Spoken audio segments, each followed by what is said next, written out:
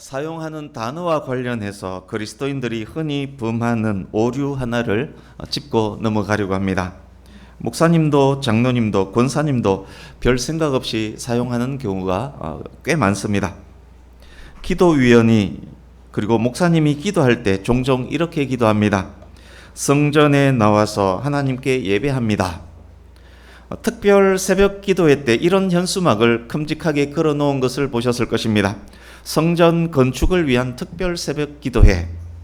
또 다양한 헌금 봉투들이 있는데 성전 건축 특별 헌금이라고 인쇄된 것이 있습니다. 무엇이 잘못된 것인지 혹 아실는지 모르겠습니다. 제대로 알고 나면 심각한 오류가 이 안에 있습니다. 출애굽 때부터 다윗 때까지 이스라엘 백성들이 하나님을 예배했던 장소는 성막입니다. 이동식 성소였습니다. 이스라엘 백성들이 이곳에서 제사를 드림으로 하나님께 나아갈 수 있었습니다. 이동식 성소인 성막이 고정시설물로 된 것이 성전입니다.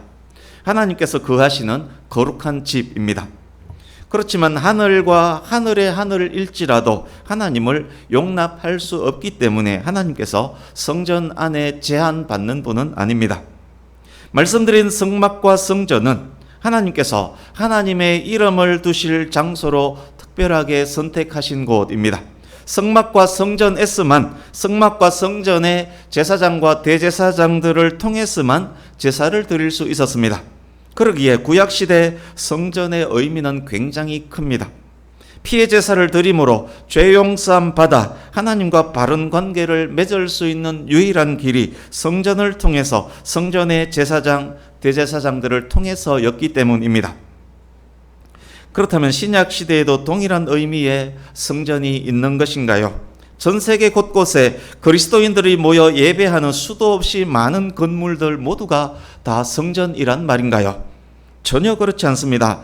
구약 개념의 성전은 2000년 전에 이미 사라졌습니다.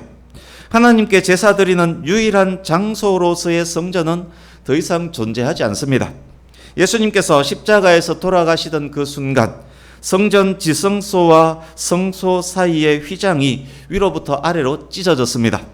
하나님께로 가는 유일한 길, 장소로서의 성전이 사라지는 순간입니다. 이제는 그곳이 어디이든 예수 그리스도 안에서 영과 진리의 예배를 드릴 수 있는 것입니다. 그렇다면 오늘날에는 성전이 없어졌다는 말입니까? 예수님께서 자신의 죽음과 부활을 말씀하시면서 이 성전을 헐라 내가 사흘 동안에 일으키리라 라고 말씀하셨습니다.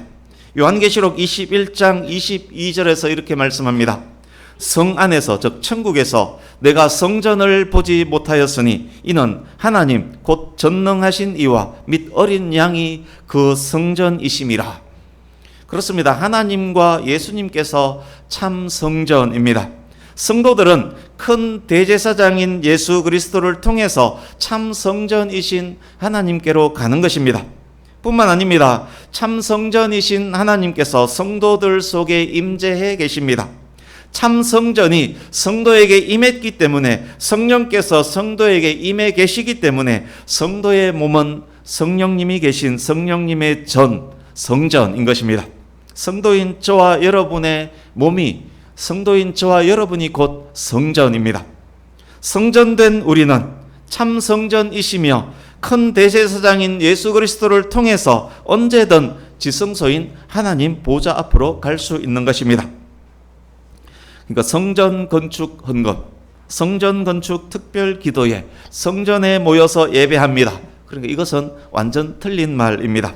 건물로서의 성전이 사라진 지 2000여 년이 지났는데 아직까지 성전이라니요.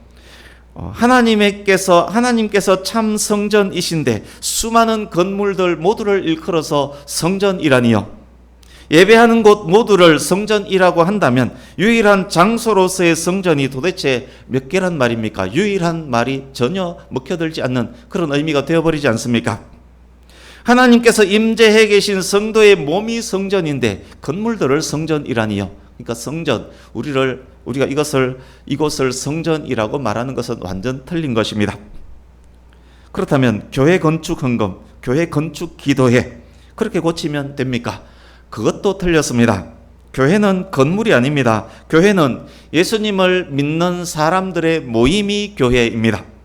예수님께서 교회의 기초를 세우셨고 지금도 궁극적 완성을 위해서 지속적으로 교회는 세워지고 있습니다. 잔디밭에 그리스도인 두세 명이 모여 있으면 그곳이 곧 교회입니다. 이름 붙인다면 잔디밭 교회일 것입니다. 지하 깊은 갱도에서 광부 두세 사람이 모여서 하나님께 예배하면 그것도 교회입니다. 갱도 교회일 것입니다.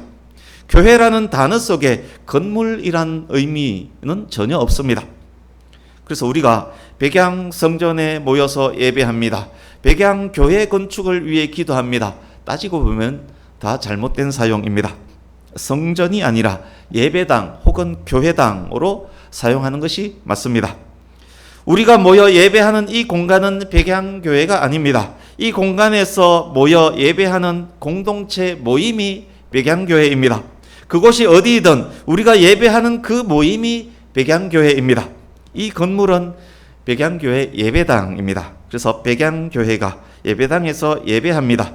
백양 공동체가 이곳에서 예배합니다. 백양교회 예배당 건축을 위한 새벽 기도회, 백양교회 예배당 건축 헌금, 그렇게 사용하는 것이 바른 사용입니다.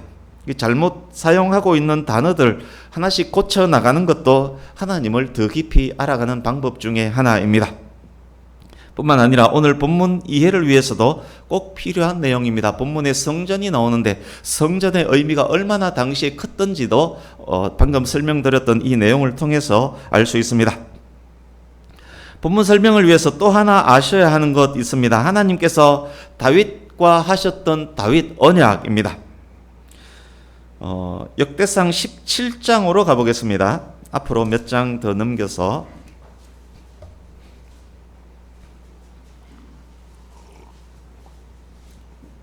17장 1절 2절을 보십시오.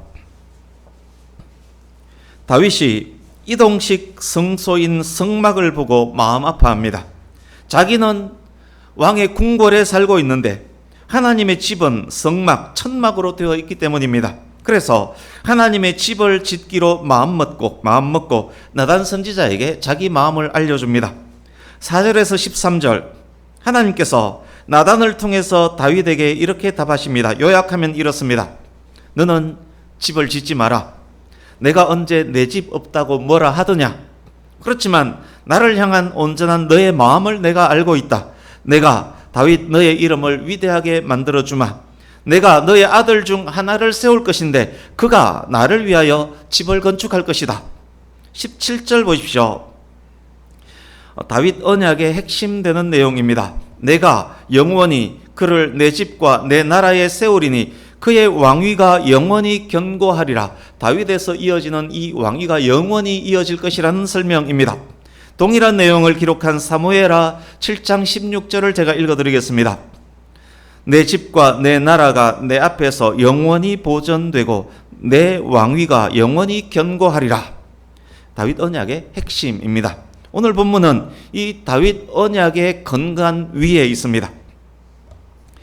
본문에 들어가기 전에 개략적 맥락을 통해서 본문이 있는 위치도 먼저 확인하겠습니다. 이제 역대상 22장으로 가겠습니다.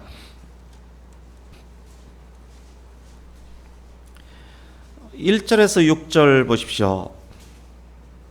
22장 1절에서 6절 다윗이 성전 건축을 위한 준비, 자재 확보를 많이 합니다. 6절에서 16절 아들 솔로몬에게 성전 건축과 관련된 내용을 당부합니다. 9절을 보십시오. 하나님께서 다윗의 아들 솔로몬을 일컬어 그는 온순한 사람이라고 말씀합니다. 이 부분은 나중에 한 번 더 반복될 것입니다. 하나님께서 다윗의 아들 솔로몬을 일컬어서 그는 온순한 사람이라고 말씀하셨습니다. 17절에서 19절 이스라엘의 지도자들을 불러서 성전 건축 관련 내용들을 명령합니다. 성전 건축이 자기에게 주어진 사명이 아님을 알았지만 다윗의 마음과 관심은 성전 건축으로 가득 차 있음을 알 수 있습니다. 이제 23장에서 26장까지 넘기면서 제목 위주로 한번 보십시오. 다윗이 성전 직무와 관련된 조직들을 정비합니다. 제사장, 찬양대, 성전 문지기 직분에 이르기까지 조목조목 챙깁니다. 자신이 지을 수 없는 성전을, 자신의 아들 솔로몬이 짓게 될 성전을 미리 지금부터 이토록 준비하고 챙깁니다. 다윗 마음 중심이 얼마나 하나님을 향해 있는지를 알 수 있습니다. 이제 27장 보십시오. 각 분야 지도자들 조직이 기록되어 있습니다. 다윗 왕조의 고관 대작들입니다. 그러니까 지금까지 흐름을 보면 다윗 언약이 있었고, 다윗의 성전 건축에 대한 준비가 있었고, 성전 직무와 관련된 조직 정비가 있었고, 각 분야 지도자들 조직을 정비했던 그런 내용들이 기록되어 있습니다. 역대기 기자가 그 모든 것을 기록한 후에 22장 내용이 상당 부분 반복되는 내용을 28장에 배치합니다. 오늘 본문이 포함된 28장, 29장은 역대상의 매듭이며 다윗 통치 40년 총결산이라고 할 수 있는 부분입니다. 28장은 다음 주까지 2주간 전하게 될 것입니다. 이제 본문으로 들어가겠습니다.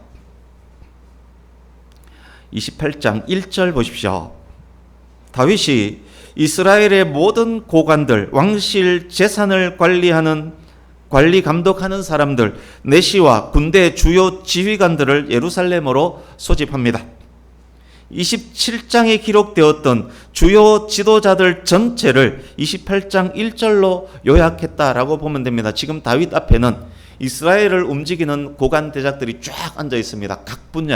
각 분야의 지도자들이 쫙 있습니다. 2절, 다윗 왕이 일어서서 이르되, 노왕 다윗이 왕좌에서 일어서서 말합니다. 지금 하려고 하는 말은 매우 중요한 말이며 위엄을 갖춘 말이며 공식적이며 공개적인 내용이란 의미입니다. 나의 형제들, 나의 백성들아, 내 말을 들으라. 다윗의 말을 듣고 있는 사람들은 각 분야의 지도자들임을 확인했습니다. 그러기에 다윗은 이스라엘 온 회중에게 말하고 있는 것입니다.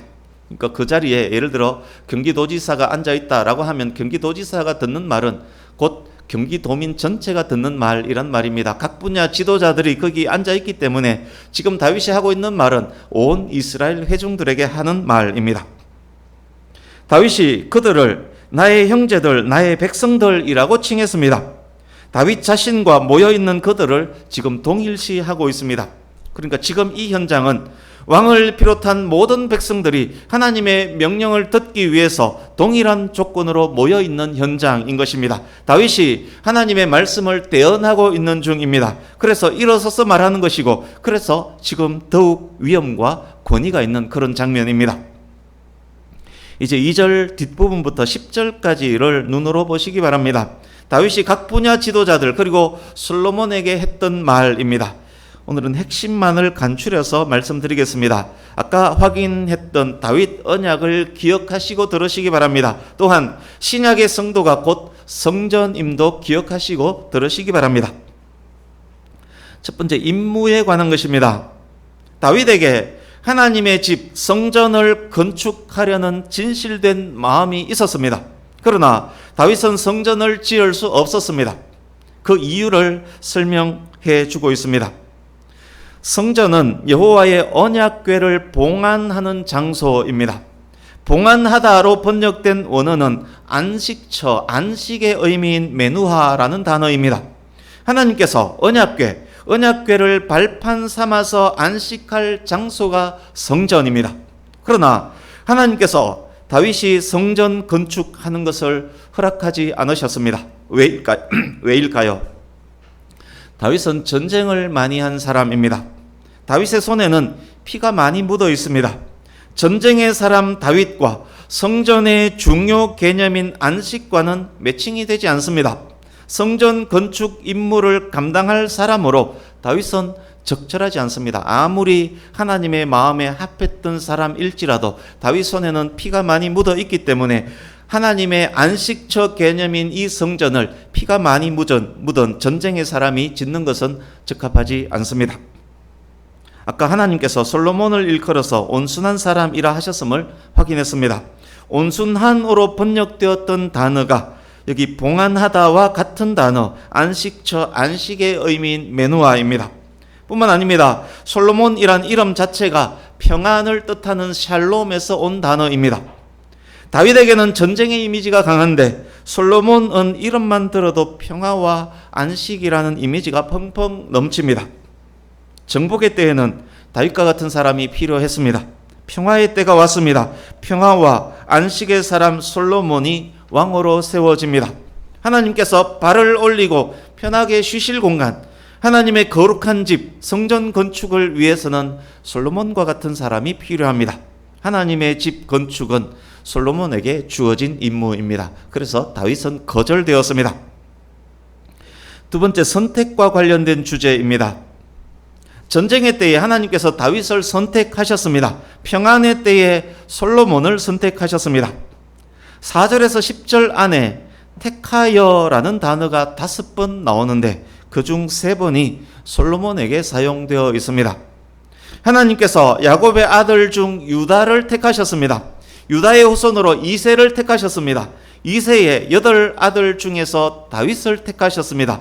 다윗의 여러 아들 중 성경에 다윗의 아들 이름 기록된 것은 20명이고 이름이 기록되지 않는 다른 아들들까지 포함하면 굉장히 많은 아들들이 다윗에게 있었습니다. 그런데 그 다윗의 여러 아들 중 솔로몬을 택하셨습니다.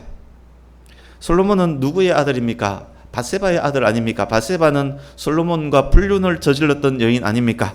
그런데 그 솔로몬을 택하셨습니다. 솔로몬을 택하여 왕위에 앉히시고 하나님의 아들로 입양하시고 성전을 세우도록 하셨습니다. 유다가 바벨론에 의해서 망한 이후에도 하나님의 주권적 선택은 계속 이어집니다. 다윗의 후손으로 스룹바벨을 택하시고 스룹바벨의 후손으로 계속 내려가서 예수님이 탄생하십니다. 하나님의 선택하심 이 안에 중요한 주제입니다. 세 번째, 하나님의 나라와 관련된 내용입니다. 5절 중간 부분 보십시오. 솔로몬을 택하사 여호와의 나라 왕위에 앉혀. 7절 뒷부분 보십시오.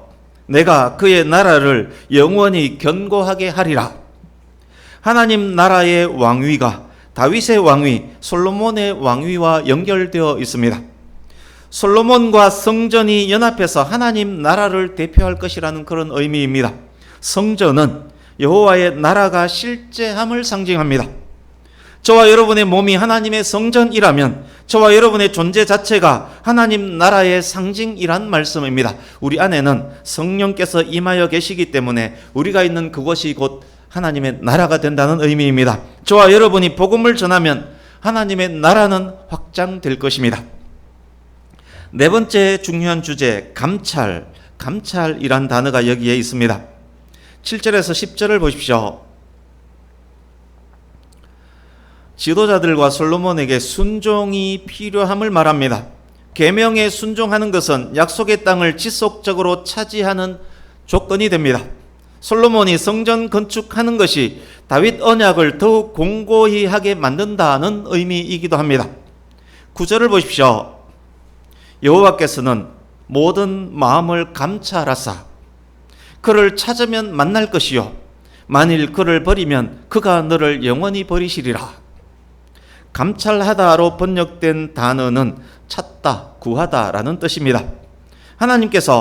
하나님께서는 마음과 의도와 생각을 감찰하시는 분입니다. 찾고 찾아서 정확히 아시는 분이란 말입니다. 뿐만 아닙니다. 하나님께서는 하나님을 찾고 찾는 자에게 찾을 수 있도록 드러내 주시는 분입니다. 그러나 만약 하나님의 백성이 하나님을 버리면 하나님께서도 버리실 것입니다. 그러기에 하나님의 감찰하심이란 이 말 속에는 온전한 마음으로 하나님을 찾고 섬기라는 의미와 함께 하나님을 찾으라, 찾기 위해서 행동을 취하라, 그리고 나중에 성전 건축을 실행하라 라는 의미까지 이어지는, 그러니까 움직여라, 행동으로 옮겨라는 의미까지 포함된 그런 단어입니다. 뿐만 아닙니다. 성전이 하나님을 찾는 모든 이에게, 하나님을 찾는 모든 이에게 희망의 장소가 될 것이라는 의미까지 포함되어 있습니다. 그래서 오늘 본문은 다윗이 아들 솔로몬에게 하나님의 약속, 하나님의 경고와 더불어서 성전 건축 작업을 위임하는 그런 말씀입니다. 다음 주에 이어지는 내용도 역시 동일한 내용입니다. 다윗이 자기가 못다한 일들을 아들 솔로몬과 다음 세대가 완성해 주기를 바라면서 지금까지 진행 상황을 정확하게 솔로몬과 다음 세대에게 전달하고 있는 중입니다. 그 옛날 약속의 땅 가나안에 들어감을 허락받지 못한 모세가 온 이스라엘의 목전에서 가나안 땅을 점령해서 그곳에서 살게 될 여호수아와 출애굽 2세대들에게 하나님의 약속을 경고와 함께 전하고 있는 그 모습과 매칭이 되고 있는 그런 본문입니다. 다음 주에도 역시 모세와 여호수아와 그리고 다윗과 솔로몬이 자연스럽게 연결이 될 것입니다. 이제 몇 가지 정리하면서 마무리해 가겠습니다.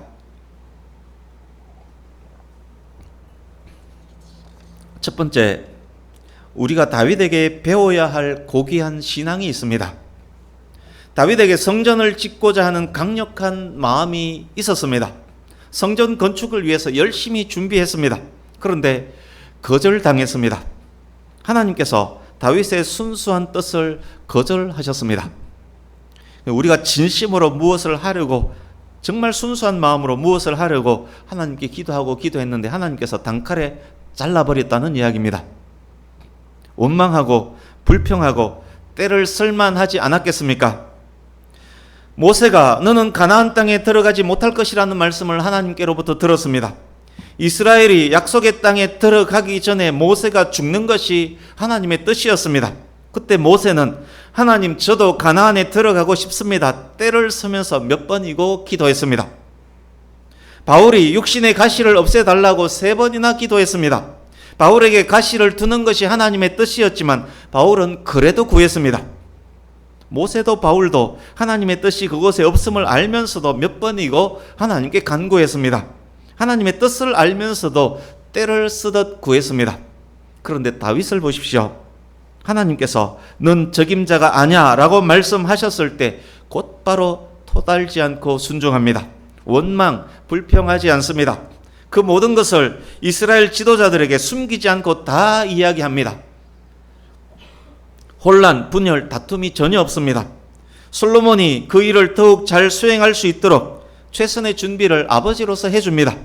비전을 제시하고 다음 세대를 함께 아우르며 더 하나님의 영광을 위해서 나가도록 길을 닦아줍니다. 너무도 모범적인 윗세대입니다. 다윗의 위대한 신앙이기도 합니다. 다윗이 하나님의 마음에 합했던 사람이었음을 본문을 통해서 다시금 보여주고 있습니다. 두 번째, 4절 5절 보십시오. 유다의 후손 다윗과 솔로몬이 이스라엘의 왕이 되었습니다. 8아들 중 다윗이 여러 아들 중 솔로몬이 왕이 된 이유가 무엇입니까? 솔로몬에게 위대한 사명, 성전 건축을 맡기신 이유는 무엇입니까? 다윗이 하나님의 마음에 합당한 인물이어서 그랬습니까? 솔로몬이 온순한 사람이어서 그랬습니까? 그것은 일부분의 이유일 뿐입니다. 그들의 성품, 그들의 인물됨, 그들의 성취와는 전혀 상관이 없습니다. 4절 보시면 4절의 주어는 하나님 여호와입니다. 5절의 주어는 여호와입니다. 그들이 왕이 된 이유는 오직 여호와의 선택하심 때문입니다. 하나님께서 선택하시고 선택하신 다윗과 솔로몬을 기뻐하셨습니다. 그 말은 성전 건축 프로젝트는 다윗이나 솔로몬이 잘해서가 아니라 오직 하나님의 주도하심이었다는 말입니다. 신약의 성도들인 저와 여러분들도 마찬가지입니다. 우리가 하나님의 백성이 된 이유가 무엇입니까? 잘나서 똑똑해서입니까?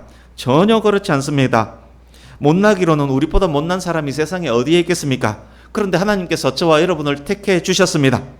하나님께서 우리를 선택하시고 기뻐하셨습니다. 하나님께서 하나님의 아들 예수 그리스도로 말미암아 저와 여러분을 자녀로 택하시고 기뻐하셨습니다. 아브라함이 선택받아 하나님과 언약을 맺은 것도, 저와 여러분이 성도가 된 것도 하나님의 선택하심, 전적인 하나님의 은혜입니다. 구원에 결정적 영향을 미치는 것, 바로 하나님의 은혜인 것입니다. 7절에서 10절 보십시오. 선택하신 이후에, 하나님의 은혜를 베푸신 이후에 무엇을 요구하십니까? 율법의 순종을 요구하십니다. 선택받은 사람은 그에 합당한 반응과 순종을 해야 하는 것입니다. 만약 불순종하고 하나님을 버리게 되면 하나님께서도 그를 영원히 버리실 것입니다.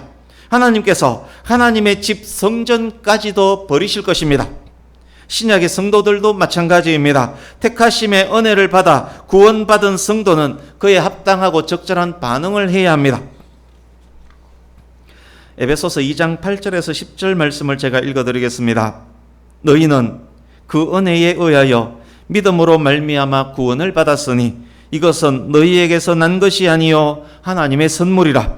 우리는 그가 만드신 바라 그리스도 예수 안에서 선한 일을 위하여 지으심 받은 자니 이 일은 하나님이 전에 예비하사 우리로 그 가운데서 행하게 하려 하심이라.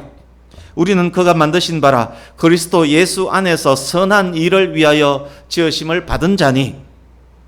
그런데 우리의 임무가 이것인데, 우리가 마땅히 반응해야 될 것이 이것인데, 성도가 불순종하면 어떻게 됩니까? 하나님의 거룩한 성전이 더러움으로 가득하면 어떻게 됩니까? 고린도전서 3장 16절 17절을 제가 읽어드리겠습니다.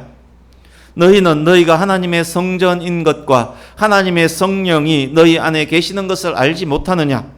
누구든지 하나님의 성전을 더럽히면 하나님이 그 사람을 멸하시리라. 하나님의 성전은 거룩하니 너희도 그러하니라. 오늘 말씀과 동일하지 않습니까?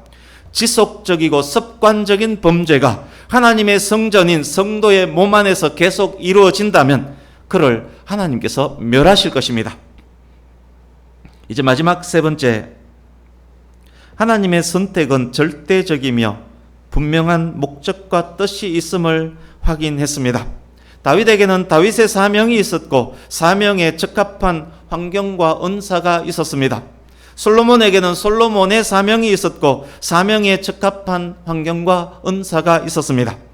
하나님께서는 하나님의 뜻, 하나님의 목적을 위해서 필요하고 적절한 인물을 선택하시고 예비하시고 사용하십니다. 다윗의 나라, 솔로몬의 나라, 백성들의 나라가 세워졌습니다. 결국 그 나라는 하나님의 나라를 위한 것이었습니다. 선택받은 하나님의 백성은 하나님의 나라와 하나님의 영광을 위해서 온전히 섬기는 것 당연합니다. 그것이 하나님과의 바른 관계를 만드는 것이고 그것이 곧 순종입니다. 순종은 곧 복으로 이어집니다. 하나님의 말씀에 순종함이 하나님의 나라를 확장하는 것이라는 말씀입니다. 성전된 저와 여러분이 하나님의 말씀에 순종하는 그것이 하나님의 나라를 확장하는 것이라는 말씀입니다. 하나님의 자녀가 그리스도인답게 살아가는 것, 성전이 하나님을 찾는 모든 자들에게 희망이 되도록 만들어지는 것, 그것이 하나님 나라 확장하는 것이라는 말씀입니다. 저와 여러분에게서 예수 그리스도의 향기가 나는 것, 그것이 하나님 나라 확장이란 의미입니다. 이 모든 것을 깨달았다면 우리는 어떻게 살아야 하겠습니까? 하나님의 백성은 어떻게 살아가야 하겠습니까? 하나님의 성전된 우리 삶은 어떠해야 하겠습니까? 하나님의 백성이 주어진 환경들과 은사들을 어떻게 활용해야 하겠습니까? 나의 모든 것들을 매일매일 어떤 방향으로 수정하면서 전진해 가야 하겠습니까? 우리에게 닥친 환경 앞에서 우리에게 주어진 은사들로 어떻게 하면 더욱 하나님을 찾는 자가 되겠습니까? 감찰하시는 하나님 앞에서 어떻게 하나님을 더 찾고 찾아야 하겠습니까? 오늘은 함께 찬양함으로 말씀을 마치려고 합니다. 우리 찬양단 나와주시면 되겠습니다. 이 찬양이 오늘 모든 말씀의 결론이 될 것입니다. 나의 나된 것, 모든 것이 하나님의 은혜입니다. 나를 의지하지 않고 나의 환경을 의지하지 않고 오직 하나님만을 의지합니다. 하나님만이 나의 참 소망, 나의 참 기쁨입니다. 오직 하나님 바라보며 간구합니다. 하나님 나라와 하나님의 영광을 위한 삶을 간구합니다. 하나님의 꿈이 나의 비전이 되고 예수님의 성품이 나의 인격이 되고 성령님의 권능이 나의 능력이 되는 하나님의 성전으로 하나님의 나라를 확장하는 삶을 살기를 원합니다. 다윗으로부터 솔로몬에게로 귀한 신앙이 전수되었듯 저와 여러분의 이런 삶을 통해서 다음 세대까지, 우리 후세까지 복을 받기를 간절히 바랍니다. 이런 마음으로, 이런 다짐으로 찬양하면 좋겠습니다. 이 찬양의 가사가 말씀 전체의 결론입니다. 이 결론이 우리의 감사, 우리의 다짐, 우리의 기도이기를 간절히 바랍니다. 우리의 이 비전과 인격과 능력이 우리의 후손들의 비전과 인격과 능력도 되기를 간절히 바라는 마음으로, 그리고 진실한 마음으로 함께 찬양을 하고 그리고 기도를 하려고 합니다. 찬양하겠습니다. 가사를 생각하면서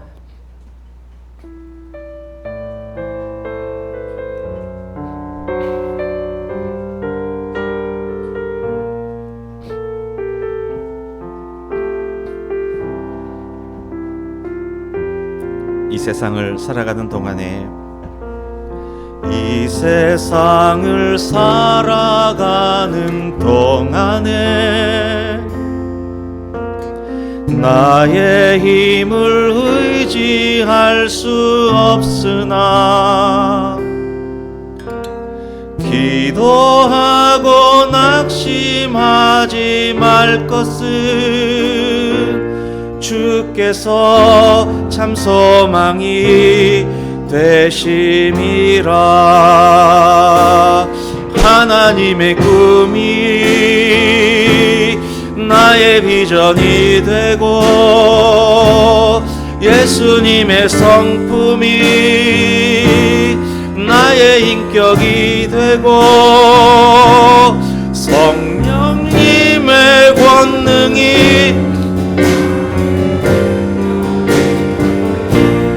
원하고 바라고 기도합니다. 주의 길을 걸어가는 동안에, 주의 길을 걸어가는 동안에 세상의 것 의지할 수 없으나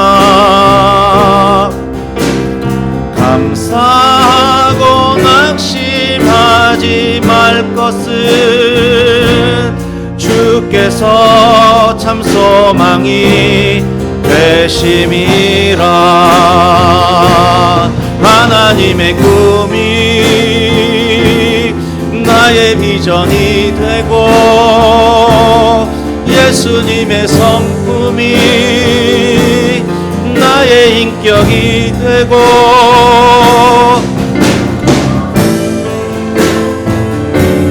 나의 능력이 되길 원하고 바라고 한 번 더 하겠습니다. 이 세상을 살아가는 동안에, 이 세상을 살아가는 동안에 나의 힘을 의지할 수 없으니 기도하고 낙심하지 말 것은 주께서 참 소망이 주의 길을 걸어가는 동안에, 주의 길을 걸어가는 동안에 세상의 것 의지할 수 없으니 감사하고 낙심하지 말 것은 주께서 참 기쁨이 되심이라. 하나님의 꿈이 나의 비전이 되고 예수님의 성품이 나의 인격이 되고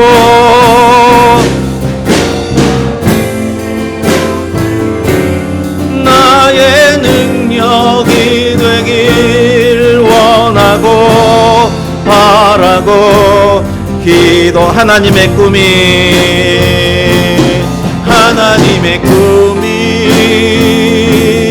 나의 비전이 되고